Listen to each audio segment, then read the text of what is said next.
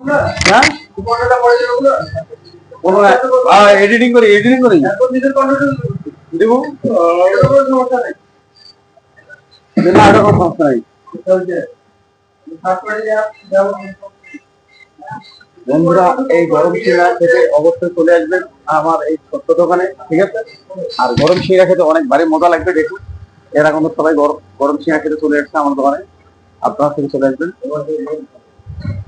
এই রহিম ভাই বসে মোবাইল টিপতেছে, দেখুন এই রহিম ভাই চা সিঙ্গারায় উনিও খেয়ে বসে আছে।